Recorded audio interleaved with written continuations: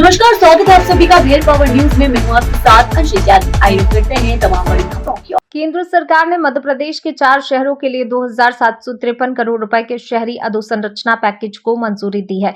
ये राशि शहरों के विकास और आधुनिक शहरी सुविधाओं के विस्तार के लिए खर्च की जाएगी। मध्य प्रदेश शासन के सामान्य प्रशासन विभाग के अपर मुख्य सचिव संजय दुबे ने बताया कि अर्बन चैलेंज फंड केंद्र सरकार की महत्वपूर्ण योजना है। प्रधानमंत्री नरेंद्र मोदी ने देश भर में शहरी विकास कार्यों के लिए 1 लाख करोड़ रुपए उपलब्ध कराने की घोषणा की थी, जिसके तहत विभिन्न राज्यों के शहरों के लिए विकास परियोजनाओं को वित्तीय सहायता दी जा रही है। उन्होंने कहा कि अर्बन चैलेंज फंड का मुख्य उद्देश्य ऐसे प्रोजेक्ट तैयार करना है जिनसे शहरी क्षेत्रों और शहरों के नागरिकों को प्रत्यक्ष लाभ मिल सके। इसके अंतर्गत आधारभूत संरचना, यातायात, सार्वजनिक सुविधाओं और अन्य शहरी विकास कार्यों को बढ़ावा दिया जाएगा।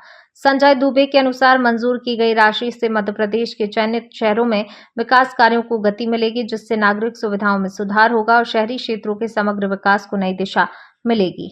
अर्बन चैलेंज फंड केंद्र शासन की एक योजना है, जिसमें माननीय प्रधानमंत्री महोदय ने ये कहा था कि हम शहरों के विकास के लिए 1 लाख करोड़ रुपए पूरे देश में प्रावधानित करेंगे।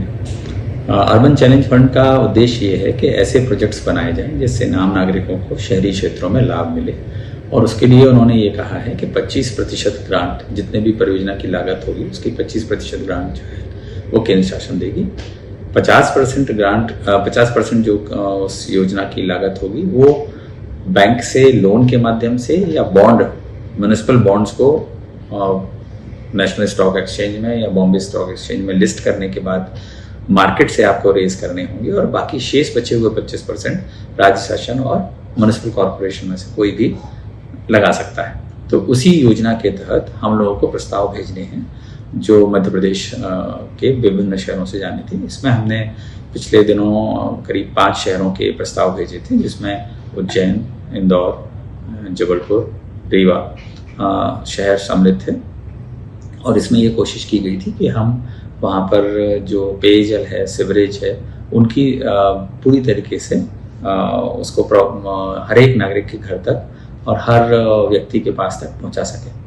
तो उसके अंतर्गत विभिन्न परियोजनाएं स्वीकृत हुई हैं, लेकिन ये पहली और आखिरी परियोजना नहीं है। इसमें लगभग 2,600 करोड़ रुपए की परियोजनाएं स्वीकृत हुई हैं, और आने वाले समय में लगभग हम 20,000 करोड़ की योजनाएं अन्य शहरों से भी और इन शहरों से भी कुल मिलाकर के प्रस्तावित करेंगे, जो केंद्र शासन को जाएंगी और फिर उसके बाद वहां से स्वीकृति प्राप्त होगी।